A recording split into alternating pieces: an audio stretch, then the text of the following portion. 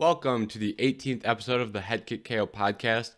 I'm your host, James Herrick, and today we're going to be doing a full breakdown of UFC Fight Night, Derrick Lewis versus Curtis Blaydes, and then afterwards we're going to look at some of the other news in the MMA world, and we're going to finish off by looking forward to next week's fight card, which is Gane versus Jairzinho Rozenstruik.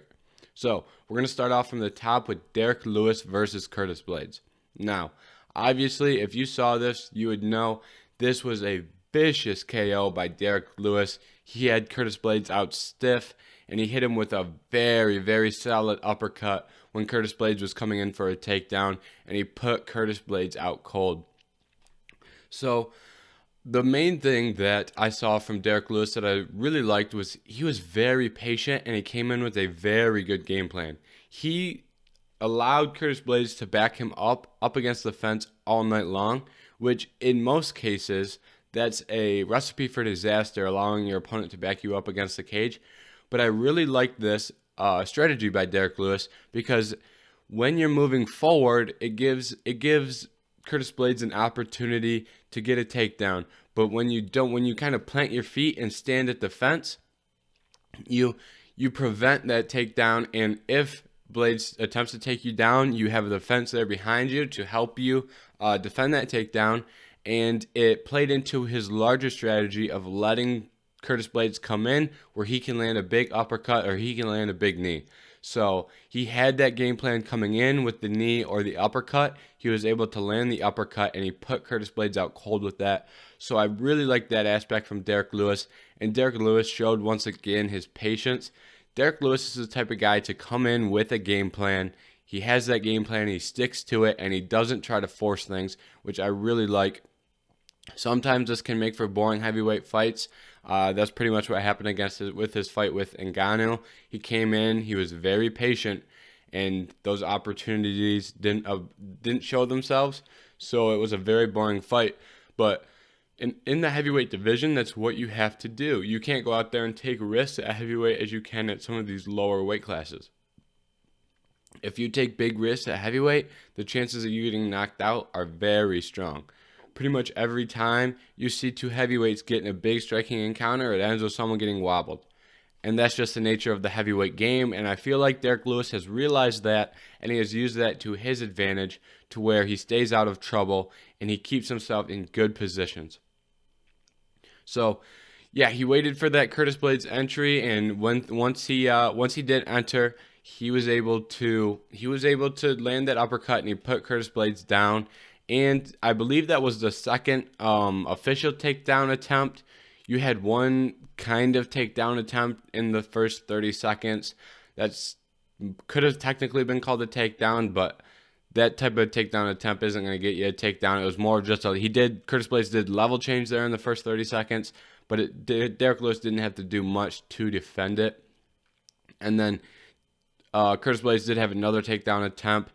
And Derrick Lewis was able to stuff that, really show his wrestling. That was a single leg by Curtis Blaydes that Derrick Lewis stuffed. And then, obviously, the last takedown attempt, Derrick Lewis put Curtis Blaydes away. So I was very impressed. We saw some great improvements in takedown defense from Derrick Lewis, and I'm glad we can see that. That really shows that if he ever does get a chance to take on someone like Stipe or John Jones, he can defend the takedown in that heavyweight division. So Derrick Lewis has set himself up really nicely here in the heavyweight division. In the post-fight press conference, he called out Alistair Overeem. This is an interesting call out here, in a sense that I think this makes sense in a way, and it also doesn't make sense in a way. It doesn't make sense in a way that Alistair Overeem is the number 6 ranked guy, and he's coming off a knockout loss to Alexander Volkov. So, and Derrick Lewis, I'm assuming, is going to get bumped up to 2 after this. Curtis Blaydes was 2. I'm sure Derrick Lewis will rise to 2 behind Ngannou in those heavyweight rankings. So you were in a position here where if you're Derrick Lewis, who do you fight next? I think the obvious answer is the winner of Jairzinho Rozenstruik and Gane next week. But as of right now, you're looking around in those rankings, and he already beat Alexander Volkov. That was a major comeback by Derrick Lewis, and it was several years ago. I don't know if the UFC would be interested in booking a part 2 to that, but Derrick Lewis already does have a win there against Alexander Volkov. If you look at the rest of the division, it's he just beat Blaydes, and then that really doesn't give you much other than the winner of Jairzinho Rozenstruik and Cyril Gane, but they could give one of those guys to Alexander Volkov.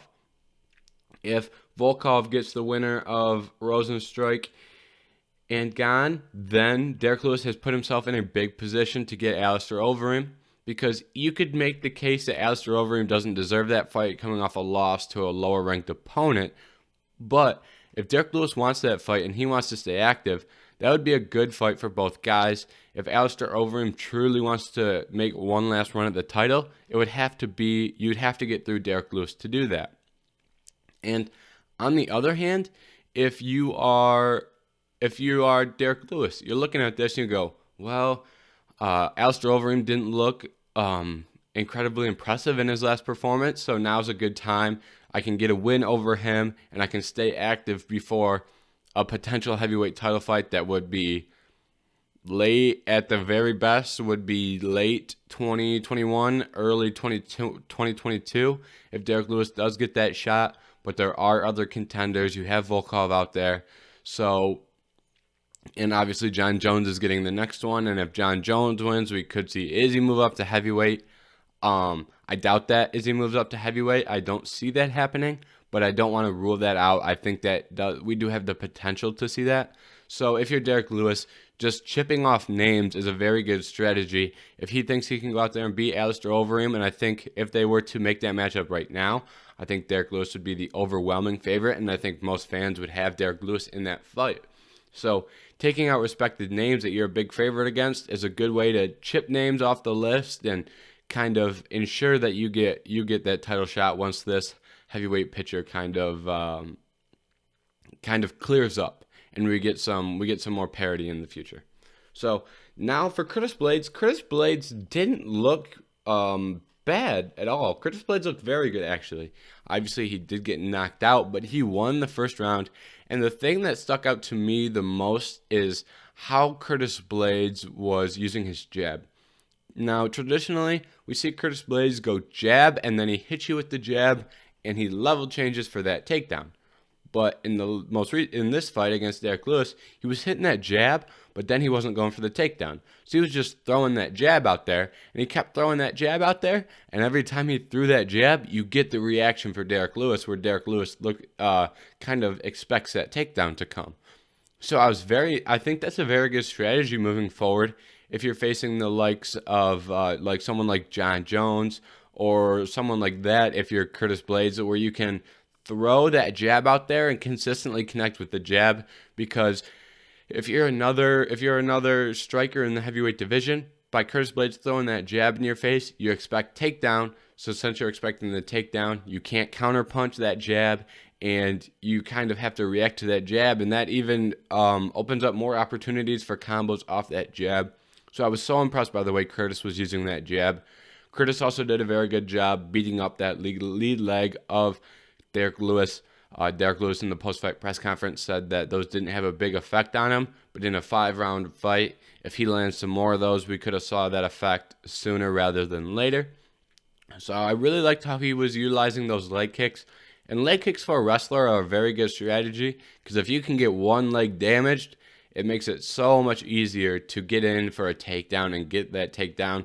For example, if you beat up the right leg and you have someone's right leg compromised, you shoot a single leg on their left leg, and then they're standing there jumping up and down on their compromised right leg there. So if you can beat up one leg and then take down on the other leg, it really puts someone in a tough position to defend that takedown, specifically single leg takedowns. So that's something that we could see in the future from Curtis Blaydes, and I hope he keeps that in his game. And I think that jab that he really utilized along with those leg kicks could be some very good tools for the evolution of Curtis Blaydes' striking. And Curtis Blaydes did look very good in the striking. Like I said, he won the first round, and he was able to back up Derrick Lewis. Obviously, I think that was Derrick Lewis's game plan. But anytime you're the striker and you have someone backed up against the fence, in the judge's eyes, it looks like you're winning the fight. So he did a very good job of controlling the octagon, even if Derrick Lewis kind of allowed that to happen. So what is next for Curtis Blaydes? I think Curtis Blaydes needs to sit out. I think he's obviously going to take some time off, and then take some time off. We'll see how the heavyweights get paired up here in the future. I think we're going to see some pairings, and then I think the outskirts of those pairings are going to be what's left for Curtis Blaydes. Specifically, if we get into specifics, we have Jairzinho and Ciryl Gane fighting next week, like we mentioned earlier. So if in like a situation where more likely if Jairzinho loses to Ciryl Gane, I think that'd be a very likely matchup. If Gane loses, they might slide him back down in the rankings and might not want to give him someone of Curtis Blaydes' caliber.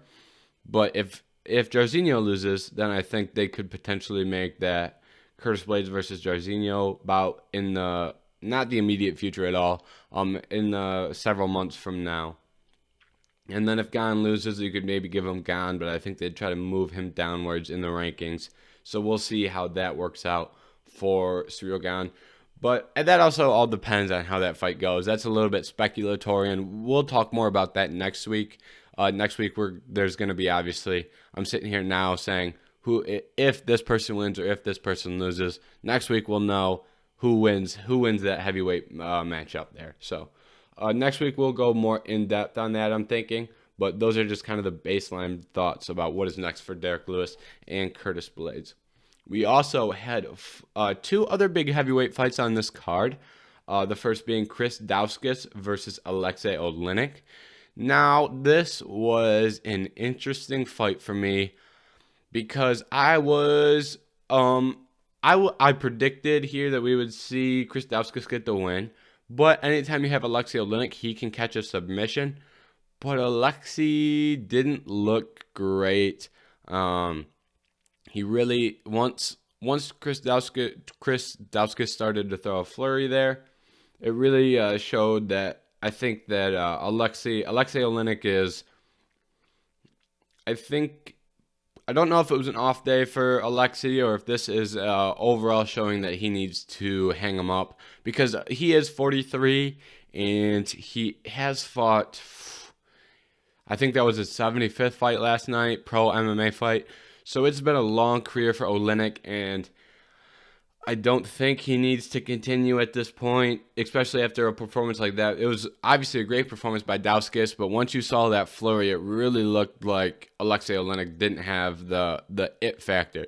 Sometimes guys get hurt or they get in damaged positions, and they really don't look like they want to fight out of it. They don't look like they want to come back from that adversary. That's something that Glover Teixeira does great. Glover Teixeira, anytime he got dropped by Thiago Santos in his last fight, and he came back and won that fight.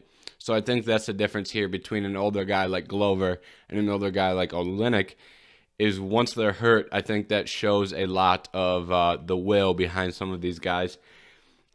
And it's A-okay for Oleinik if he wants to retire, and I think everyone would recognize that, and he'd have a great career. Maybe Oleinik decides that he's not ready to retire yet, and you could still pair him up with some of these up-and-comers, and he could become a gatekeeper in the top 10 there, and I think that would be that'd be a perfectly fine thing to do for the rest of his career. But if he keeps performing like he did last night, it's looking like he's going to need to hang them up sooner rather than later. And for Chris Daukaus, I was very impressed. He just beat the number 10 guy in the world at heavyweight. So I think he's going to be looking at a ranked opponent next. Who is that opponent? That opponent could be Tom Aspinall. Tom Aspinall obviously fought last night as well. We're going to look at Aspinall as well coming up here soon too. But then I think you could look at you have Alexei Oleinik was number 10, and you have number 8 and 9 in Shamil and Augusto Sakai. They're both booked up against each other. So I think we can put Daukaus in those rankings and maybe get him in there with someone in the 11 to 15 range. Maybe Junior Dos Santos, maybe Walt Harris, maybe someone like that would be a good spot for Chris Daukaus. but I don't quite think he's the number 10 guy in the world. I would still classify Dauskas as a more of a prospect than a top 10 guy, even though Oleinik is technically ranked number 10. He didn't look like the number 10 guy last night, and I just think that Dauskas had a great opportunity here, but I don't think that win is going to look as good as it does on paper if you watch it. Doesn't look as good. It doesn't pass the eye test as well as it does the paper test. And in a lot of situations, the eye test is more important. But I don't want to take away from Dauskas here, as I do think he is a great fighter, and I think one more ranked win, and you can kind of cement yourself as a ranked fighter rather than a prospect. And the other great prospect on this card was Tom Aspinall. Tom Aspinall looked very good here. He had Andrei Arlovski hurt early. Andrei Arlovski eventually stuck it out. And then we saw Aspinall shoot a double leg and get to the neck of Andrei Arlovski early. And I think Aspinall is also a very good prospect. I'm so excited to see some of these heavyweight prospects. I saw a tweet, and it called for Aspinall against Greg Hardy. I think that'd be such a fun fight from a pure boxing standpoint. Greg Hardy's an underrated boxer, and I'd like to see that fight. I think that would be a fun next fight for Aspinall, as I don't think they're going to get him in there against a ranked guy. Some of these guys that and that's not from an undeserving standpoint from Tom Aspinall. I just think that's from an opportunity standpoint. I don't think that there are a lot of opportunities going to get in there with ranked heavyweights right now. We just talked about Dauskas is going to get probably a ranked heavyweight, and right now it's looking like those opportunities are slim. So I think he could get a guy and eventually get a ranked opponent. But I do think Aspinall is a great prospect in the heavyweight division. And I think what we saw from Aspinall with the double leg to a rear naked choke, I think that brings up another whole discussion about Aspinall's grappling. Because when I see a guy like that who's been marketed as a great striker and a quick finisher take someone for shoot a double leg on Andrei Arlovski, what it shows is it doesn't necessarily show that he's a great grappler, right? I didn't see anything there that makes me go, ooh, Aspinall's legit on the ground. But what that does show is it shows comfort. And sometimes being comfortable in grappling exchanges is more important than being the skilled guy. Because if you're not comfortable in there, bad things are going to happen. So I like that for Aspinall. I like the fact that he was willing to go for a takedown and eventually got the submission. Didn't take long, actually. He was probably on the ground for less than 5 seconds before he got that submission. But it shows the level of comfort that he has with his ground game, that he was willing to shoot that double leg and change the pace of that fight and get that quick submission. So I was very impressed in that. And for Andrei Arlovski still looked good. He showed a lot of good things in that fight. He was winning the second round, I believe, up into the point where Aspinall shot that takedown, if I'm remembering that correctly. And he's had some very good moments in the first round, aside from that early shots that damaged him. But I think Andrei Arlovski is a great gatekeeper, and I don't mean that as an insult. Sometimes Andrei Arlovski's been a champ and he's a legend, but I think once you're in this point in your career where you're not going to be a champion again if you're Arlovski, being a great gatekeeper for the UFC is a very good opportunity to get in there, keep getting fights, and it really gives the UFC and the ability to see, okay, this guy went in there with Andrei Arlovski and still looked good, because Andrei Arlovski still has talent, but he's not that top tier talent. So I think that's a great gatekeeper, and I mean that in the best way possible, because once you have the age and fighting experience that Arlovski has, to have someone else go in there and get a win against him means a lot, because he's still talented and he's still a great fighter. So I think that's the career path we're going to see for Arlovski, and I think that's a good thing.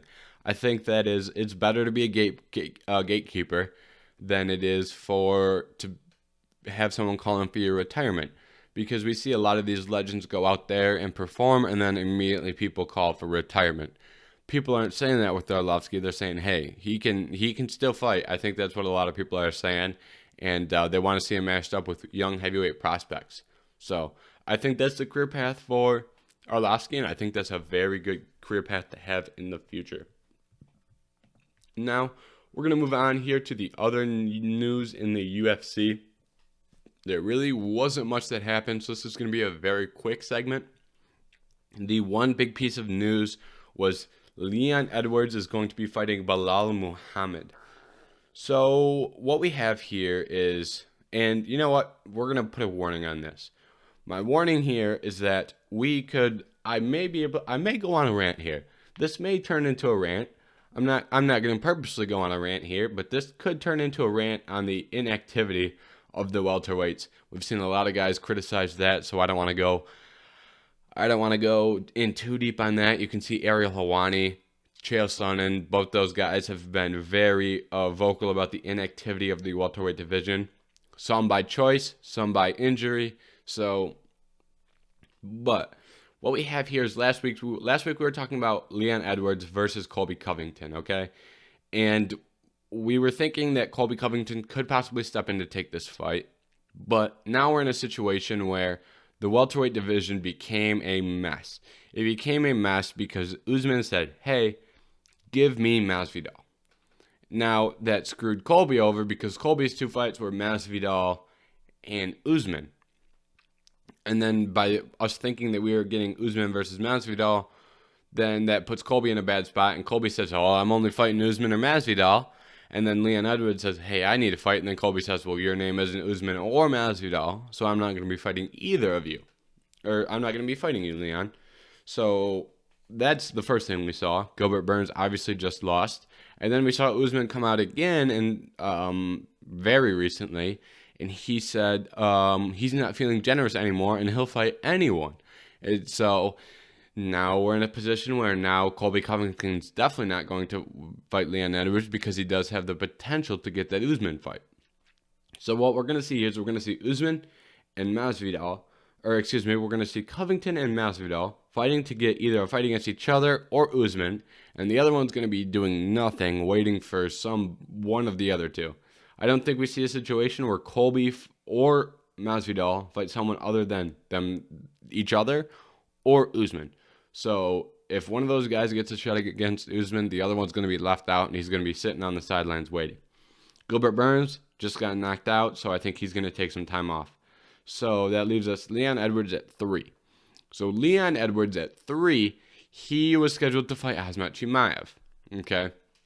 And then after that fight falls through. So they call Colby, and Colby can't do the fight. And eventually, they were trying to get him in the fight with the number 1 ranked guy, Colby Covington. And eventually, there were so many people that said no to this fight that they had to move all the way down from number 1 to number 13 to get to Belal Muhammed before we got a yes. Number 1, Colby Covington, we already discussed why he'd say no. 2, Gilbert Burns, couldn't do it because he just got knocked out. Then you're looking at 4, Jorge Masvidal. We just discussed why he's not doing it. Then you have 5, Stephen Wonderboy Thompson. Couldn't fight on March 13th because he injured his hands against Geoff Neal. You have Michael Chiesa at 6. Ariel Helwani said he was injured as well. You have Tyron Woodley at 7, and he's fighting Vicente Luque at 10. Then you have 8, Damian Maia. Damian Maia is waiting at what it sounds like to be a fight in Brazil for his retirement fight against another Brazilian. Now, we've had that plan for over a year now. And it doesn't look like the UFC is going to Brazil anytime soon. So who knows what's going on with Damian Maia, but that wasn't the fight to make. You have Neil Magny at 9, who just lost. We're not sure why he couldn't take that fight. I'm assuming they called Neil, but he did just lose, so we will give him slack on that. 10, Luque, we already said he's fighting Woodley at 7. Then you have Geoff Neal. Geoff Neal just lost to Wonderboy and got beat up fairly bad in that fight, so he's probably still taking some time off. Then you have Li Jingliang Ang at 12. I don't know why. I don't know if they reached out to Lee or not. But then we got down to 13, Belal Muhammed, who eventually took the fight. So we'll cut Li Jingliang some slack here because he is above Belal Muhammed in the rankings, but we don't know if they called Li before Belal. So we'll cut him some slack. Li Jingliang, you're off the hook. But Belal Muhammed had the guts to step in here. The amount of guts it takes for Belal Muhammed. If you don't remember, Belal Muhammed fought on UFC 258, and he looked great in that fight. He looked very good in his fight. He won his fight very convincingly. The only question was leg kicks. He needed to do a little bit better checking leg kicks, but everything else he played the game of hit your opponent and don't get hit. Belal Muhammed did that to a T. He's in the pocket, touching him up. When his opponent tries to return, he's out of range, and he's got good head movement to stay out. So Belal Muhammed decided, hey, I fought, so now it would be, at the time he took the fight, it would have been less than a week, or a little bit over a week, excuse me. So I fought a little bit over a week ago, and they needed me to fight in about 3 weeks to a month. And I'm willing to do that. He was willing to do that, but he was willing to do that against the number 3 guy in the world for the first time of himself fighting a ranked opponent, the first time of himself in a 5-round main event in the UFC, and it's the biggest fight of his career. So he, on 1 month's notice, coming off a great performance, said yes. He got the phone call from the UFC and said, hey, we'll give you this opportunity, and he took that opportunity and he said yes. So what that does for Belal Muhammed is that he's now one of the UFC's favorites. When the UFC needs a favor and they call you and you say yes, you're now one of the favorites. That's the way it goes in the UFC. Sorry, I don't make the rules. I'm just telling you what the rules are. So Belal Muhammed is now one of the UFC's favorite fighters. As long as he doesn't ask for more money, probably, he will stay as one of the UFC's favorite fighters. And he had the guts to step in to fight Leon Edwards on short notice. So much respect to Belal Muhammed here. And a lot of people are saying that Belal Muhammed is going to get beat up pretty bad in this fight. I disagree. I think this fight will be more competitive than people think. I do have Leon Edwards in that fight, but I think it's going to be more competitive. I think Leon wins, but I think I think he's going to impress some people and prove he's one of the top 10 welterweights in the world, even with a loss or a close loss. So, not too bad of a rant there. We just broke down why each welterweight decided to decline Leon Edwards in short form. So, not too bad, but once again, let's get some of these welterweights matched up because we've got a lot of stagnant guys. We got a lot of guys who aren't fighting at welterweight. So hopefully that changes. And that was the only piece of other news that we had this week in the UFC. So now we're going to be looking forward to UFC Fight Night, Jairzinho Rozenstruik versus Ciryl Gane. Now, I am very excited for this card. From the main event to a lot of these other fights on here they've got a lot of fun fights. A lot of fun fights here. We'll start at the top with Jairzinho Rozenstruik versus Ciryl Gane. Now, I think this fight is going to be so close. So close. We have two guys with similar approaches. We have two decorated strikers, two very decorated strikers with a lot of kickboxing experience. But I lean towards Ciryl Gane in this fight, and I lean towards Gane because I think he has better movement and he's lighter on his feet, and I think that is going to play a factor in this. And Jairzinho Rozenstruik, he's almost gotten to the point where he's underrated now after that loss to Francis, but I think this is going to be a very close fight, and I think this is if you like watching technical striking, this is the number one heavyweight fight. Two of the most technical heavyweight strikers. So if you're a fan of technical striking, chess game striking, this is the fight for you, and I think the movement for Gane is going to be the difference maker, the movement and speed. So I'll take Gane in this one. It's heavyweight, so it could be a finish, but I think it's going to be 5 rounds of very technical striking. But if either guy gets a finish here, I wouldn't be surprised. Jairzinho has elite power, and Ciryl Gane is a heavyweight, so he does have power to put Jairzinho Rozenstruik's lights out. So I think it's going to be a decision win for Gane, but a knockout either way would not surprise me. And then in the co-main, we have Magomed Ankalaev versus Nikola Kuroklov. So I'm leaning towards Ankalaev in this fight. He has so much power, and he looked great against Ian Cutelaba, his last fight. So I think this is going to be a banger of a fight. I'm excited for this one. Good co-main event. 2 of the top 10 guys in that 205-pound division. I'm excited for that one.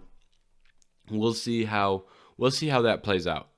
And then the third fight down, we have Montana De La Rosa and Bueno Silva. I don't know why this is so high on the card. The UFC has been making some very questionable decisions on card order the last couple weeks. This doesn't make sense to me. I'm looking at the card on Tapology, and we are looking at the number. De La Rosa is the number 24 women's flyweight, and Bueno Silva is the number 26 women's flyweight on Tapology. And then you have 2 fights down, you have Angela Hill versus Ashley Yoder, and Angela Hill's a ranked strawweight, and strawweight's the better division at the moment. And then you also have Pedro Munhoz and Jimmy Rivera on the card, 2 top-tier bantamweights. So I don't know what we're doing here, putting De La Rosa and Bueno Silva so high on the card. It doesn't really make sense to me, but that's the direction the UFC wanted to go for whatever reason. I guess that's the way they wanted to go.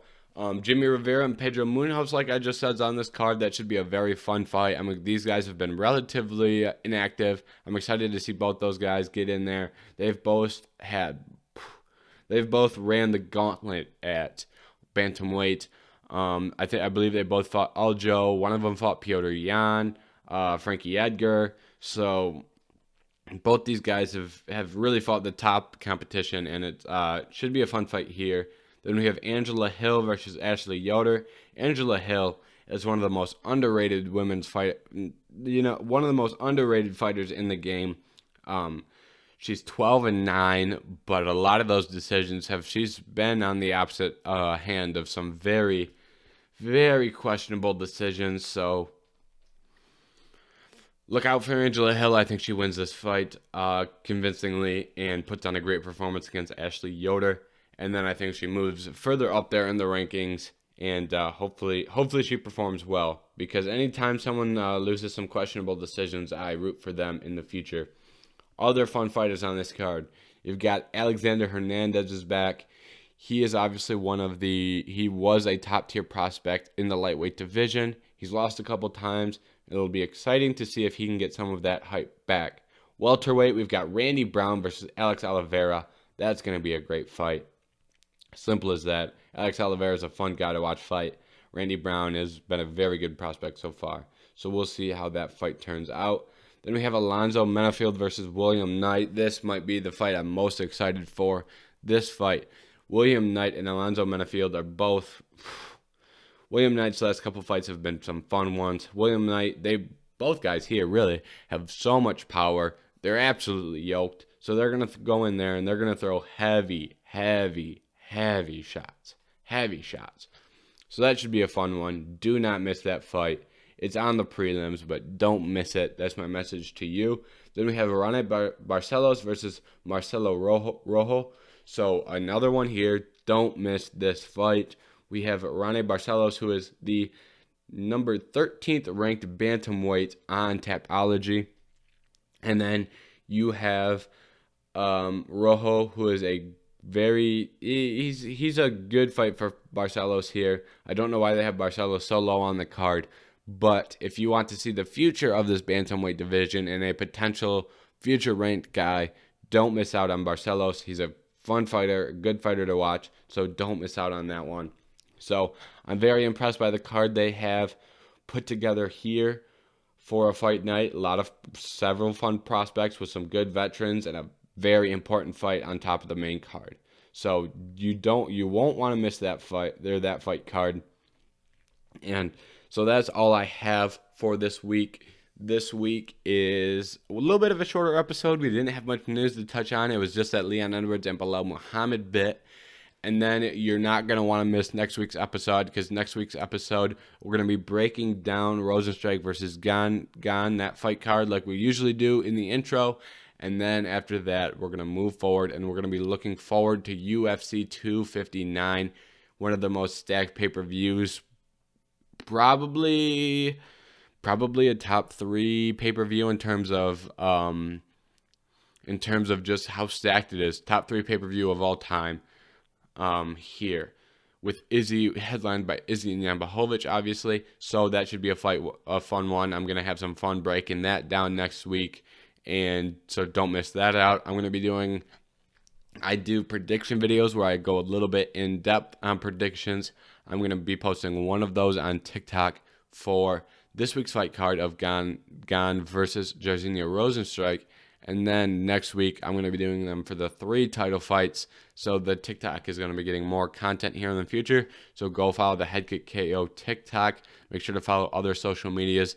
Twitter has been very active recently. Instagram we have.